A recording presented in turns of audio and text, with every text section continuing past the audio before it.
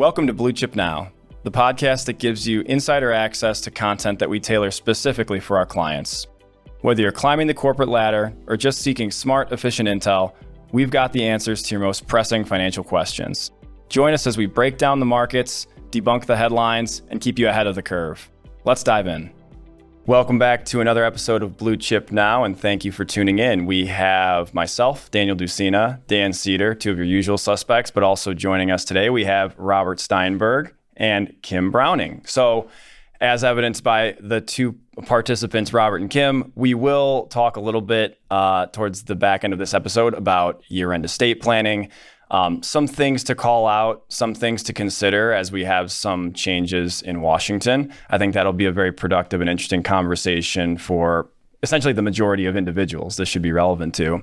On the market front, I'll start off there and provide just some quick hitters in terms of market-related movement since the U.S. presidential election, some pieces of political implications and how that can kind of affect markets in a specific manner going forward.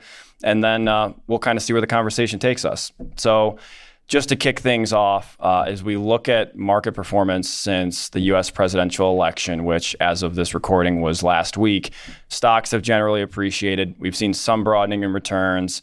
Bonds have been more or less flat. We've seen a slight uptick in rates. And all of this movement is based on perceived policies that will be looking to get put in place. So two specific items that I want to call out would be on the fiscal side and then on the regulation side, if you will. So fiscal side, think potential tax cuts. Right now, you have investors that are very much focused on the potential for an extension of the 2017 Tax Cuts and Jobs Act. This can have a massive impact on corporate tax rates. And so when I think about this, there are some comparisons you can make to years like 2017. Some of the biggest beneficiaries to a lower corporate tax rate would be in the information technology sector. It can be broad sweeping, but just based on what you've seen in the past and some firms that are exposed, both in a positive or negative manner, there can be some pretty sizable impacts on earnings based on tax cuts. So that's something I would be watching for in information technology. Also, places like small caps, we've talked about this before, but you know, fiscal policy can move the needle in a very large way there. And Daniel, for the listener, when was the sunset originally set for? 2025. The end of 25. So they have through all of 2025 to make that decision, or at least at some point between now and the end of 2025. Yeah, that's correct. And, you know, it's important to note that this is, you know, this type of action is not something that the Oval Office can, you know, blanketly put forth without checks and balances, right? So that's where some of the implications of what's happened in the legislature is going to be somewhat meaningful. In addition to the tax side of things, you know, regulation overall, and more specifically thinking about the potential for deregulation, this is going to have a big impact on firms specifically in the financial sector.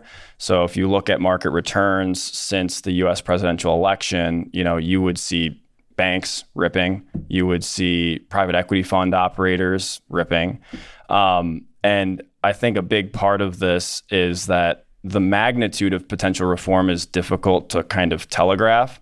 But the idea of stepping back regulation, investors perceive that as very beneficial for those that are providing capital. It's very beneficial for mergers and acquisitions. If you think about some of the items that have been blocked by the Federal Trade Commission under the previous administration, I think investors are more or less euphoric and excited about the potential for increased activity there.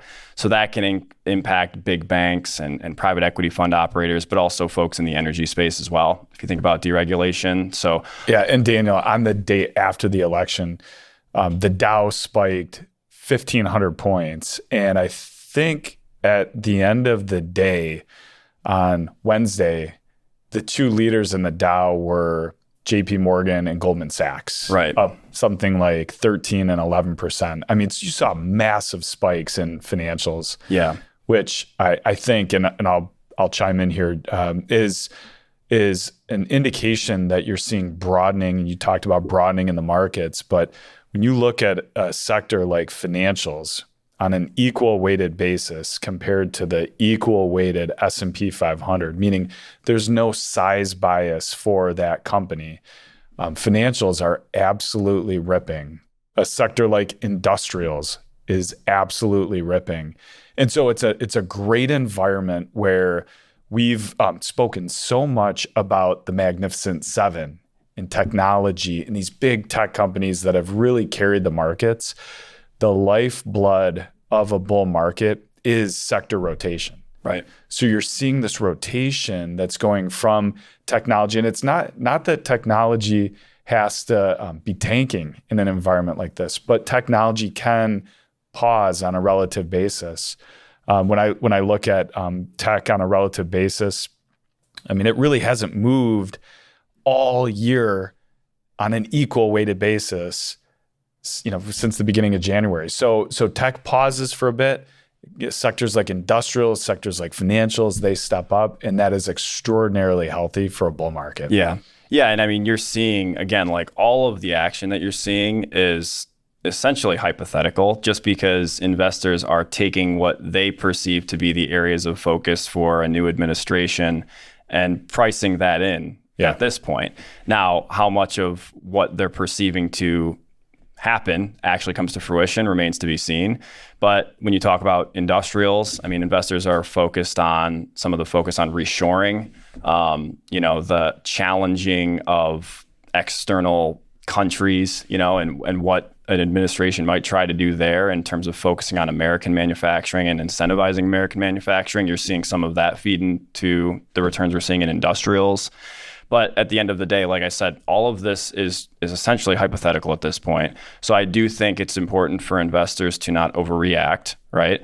And that kind of leads me to a question that I have for Robert, who has lived through, navigated, invested through many different cycles like one we're in right now. So my question, Robert, is this time any different? I mean, how do you usually approach these types of environments and these cycles, and should anything be considered differently now? It's always funny when you get an election and you get the election results, because people sit on different sides of the fence. So remember years ago when Obama got elected to president, all of a sudden your Republican clients were very, very nervous and were concerned about where the market was going to go. Market did fine. When Trump got elected, your Democratic clients were very concerned. And so there's a very much of a focus from our client side about who's in charge and how that's going to impact policy. But the big thing is, changing policy is very, very difficult. And there's been all sorts of different studies that show, who's in the White House and who controls even both houses and Senate because of the filibuster, where you cannot make wholesale changes across massive legislation, that we end up, it doesn't have the impact that we think that it will early on. From a market perspective. From an absolute market perspective, that, markets have done well under Democrats, they've done well under Republicans, and they've done well when, probably done the best when houses are split. But at the same time, that filibuster in the Senate is always the thing to keep an eye on, because other than tax policy, which we'll see next year, which will be critical, is that's the one area where under the budget portion of the act that you can make changes without basically the Senate blocking those changes. And so tax law is a big issue. And, when Biden came in, his goal was to raise taxes on the higher income, but he got blocked by West Virginia and Arizona, the senators from there. So all of a sudden, I think, the Republicans are going to have a little bit more control. And I think we will see significant change in tax policy.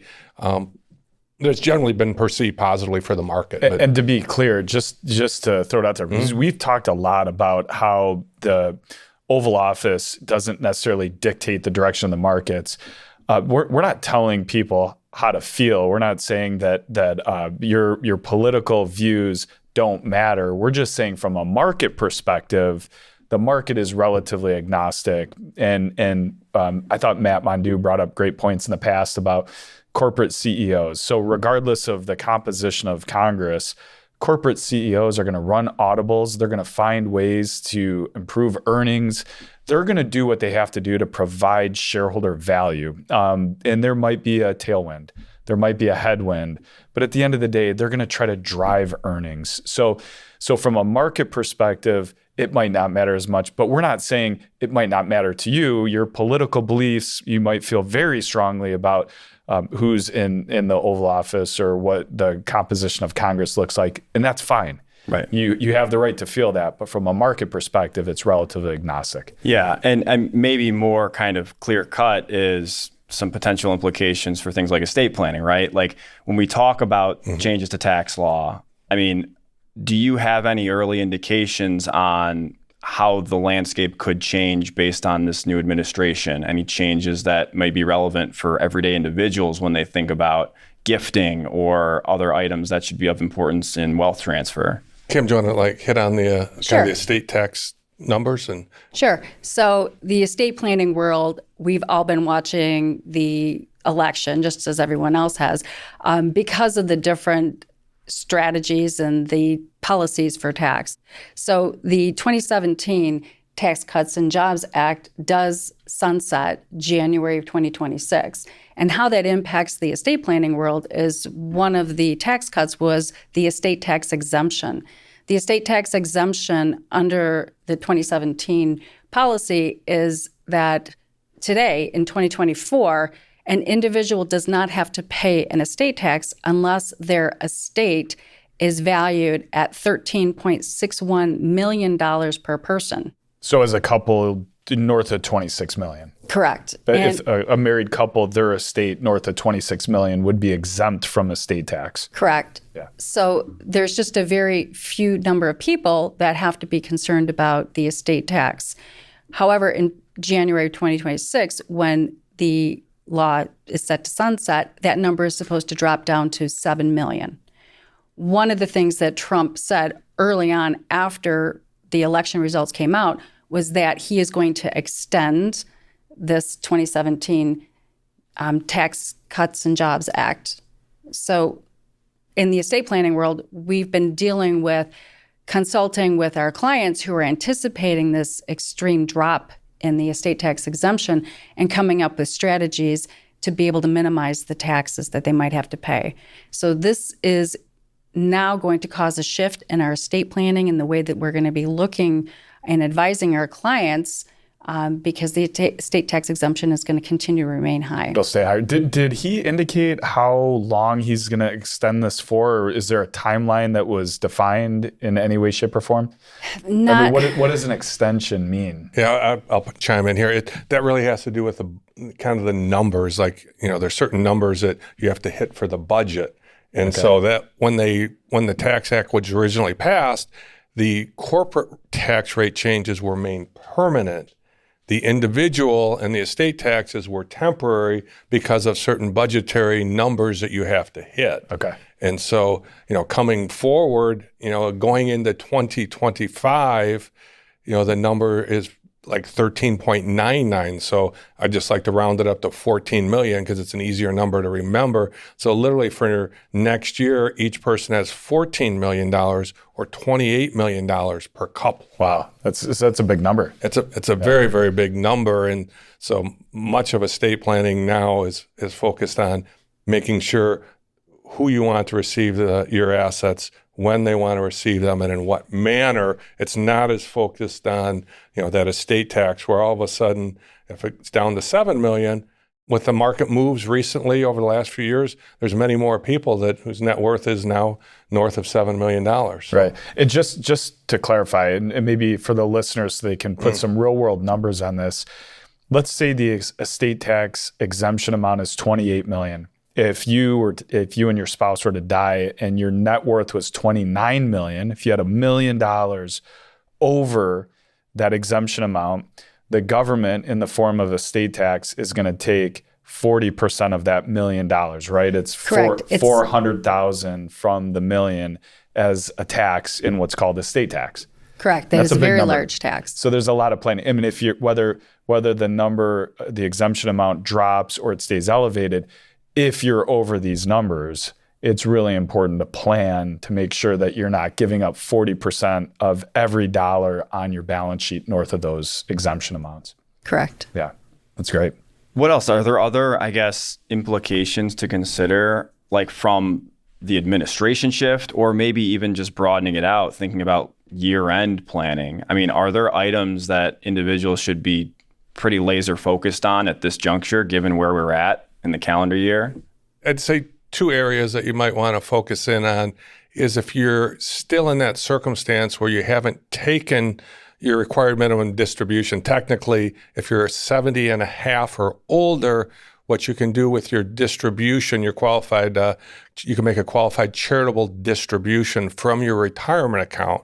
And what that means is instead of writing a check to a charity for $10,000 and having it be part of your itemized deduction, when you have the check go directly from your IRA to the charity, it never hits your income tax. And nowadays, with the way the income tax, the state income tax has been limited to, between state income tax and real estate taxes, $10,000 on your itemized deduction.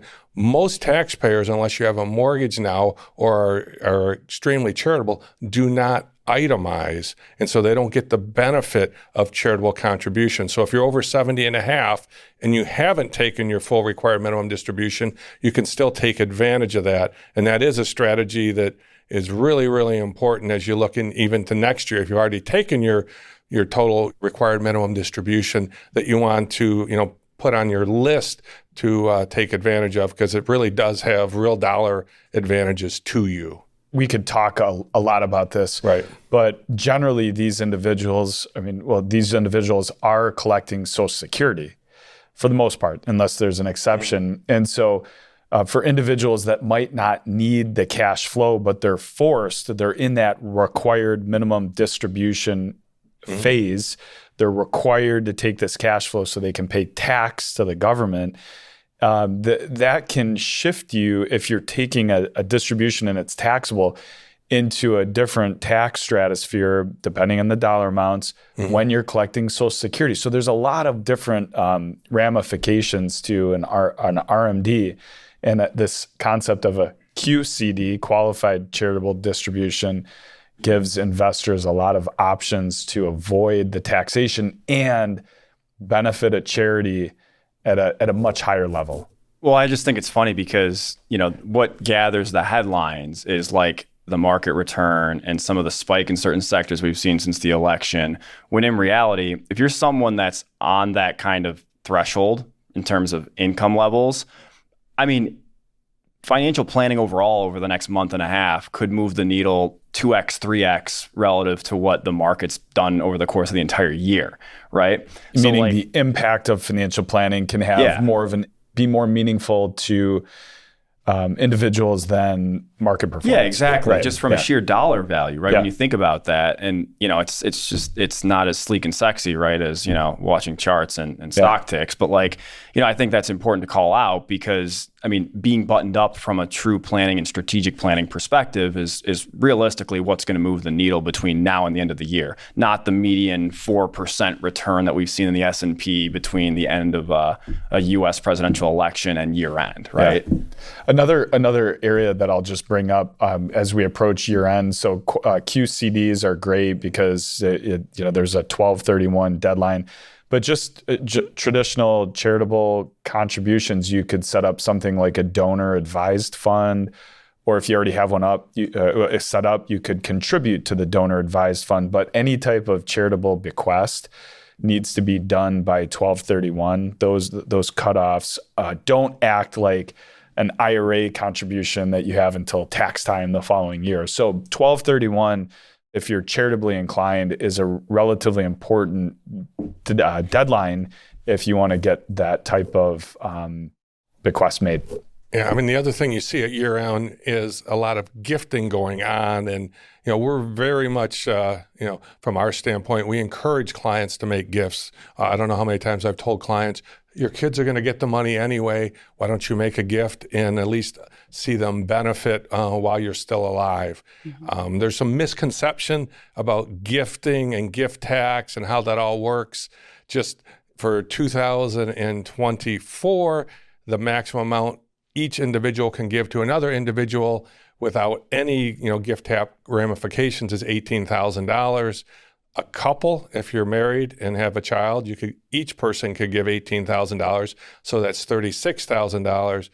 The big misconception is what happens if I give more than that, and people are concerned about what would happen. Really, your estate tax exemption, that 13.6 number that's going to 14 million next year, when you make a gift of over the gift limit, that $18,000 number, it just eats away at that. So if you wanted to give your child, $100,000 or something of that magnitude, you have to file a gift tax return, a Form 709, but no one's going to owe any tax until you give away the estate tax limit, which would be $14 million.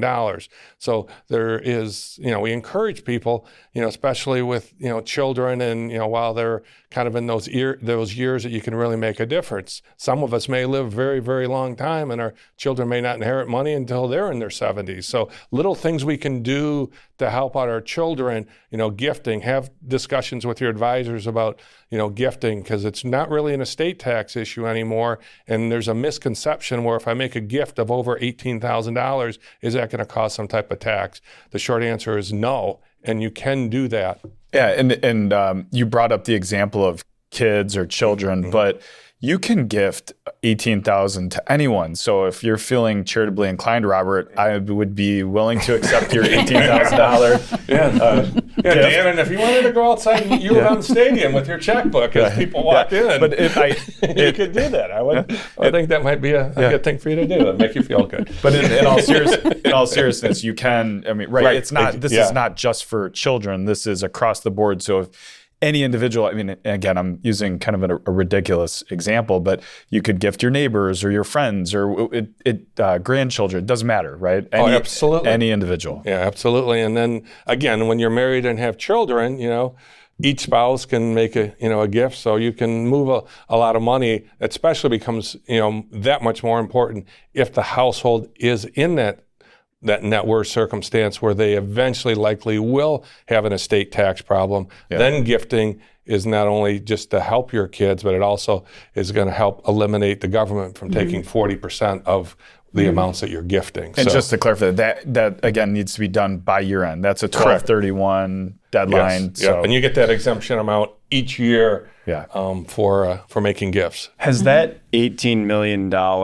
individual limit, has that changed? 18,000. I'm sorry, 18,000 limit. Has that changed over the last 5 years? Is there expectations for that to change at all? It will go up next year. In 2025, it goes up to 19. For the longest time, I don't think it was indexed. So it used to be 10,000. Everybody talked about 10,000. You can give $10,000, but that has been now indexed for inflation. And for 2025, not only is the estate tax limit going to 13,999 or 14, as I like to say, the gift tax amount is going to 19,000 per person. Okay, yeah, that's a great technique. Any other, I guess, top of mind items, whether it's implications from administration on markets, estate planning, year-end taxation situations, anything else we want to bring to light before we wrap up here? I think that covered some major talking points. The year-end is always a time to sit down with your financial advisor and not only look back at the progress you've made, but making sure that you're checking the boxes for all these housekeeping items. And so people will ask me, Dan, do you get busy at any point in time throughout the course of the year? And our business is relatively consistent. We're always busy, but year end and tax time end up being just slightly more critical because of the deadlines that kind of fall in those two categories. So it's a great time to sit down with your financial advisor, whether you're a client of Blue Chip or elsewhere. Just year end is an important time to make sure you're checking those boxes. Yeah. And kind of like one closing thing too is because markets have performed so well over the last few years, I think almost all of our clients and most investors, as they look at their statements, they have more money than they ever thought that they would have. Right. And so as you look at, where you're at and what you need going forward, kind of expanding your view of whether, you're making, helping out children, helping out family members, maybe getting more charitably inclined. I think it's just, a lot of people have just commented, I just never thought I would get to this number, 5 million, 10 million, or 2 million, whatever the number is, because markets have performed so well. And it's kind of, sometimes it's a good time of year to recalibrate and consider. It's like, is there other things I should be doing or other people I should be considering, while I'm still here? And from the estate planning side, so as the clients are coming to see you, the financial advisors, and you're starting these conversations, year end, maybe they just do an inventory. Well, what's changed in my family situation? Has a new child or grandchild been born? Has there been any divorces? And maybe we need to make sure that the estate planning now is still in a good shape, or if we need to go ahead and make some revisions. And Kim, just in general, this might be too general, but let's see if you can answer from how often should someone be updating or revising an estate plan? Is there a rule of thumb if every 7 years because of changes in legislation, or just can you maybe comment on how often someone should be looking at potentially updating their financial plan? I'm sorry, estate plan. Sure. I think that everyone needs to actually take a really good hard look at it every 3 years. 3 years. And see what's changed. But generally across the board, when I see my clients really need to revamp, it's every 10 years where they actually need a whole complete restatement of their trust. Okay, so there might be some tweaks along the way that can be made where it doesn't require an entire new document, but...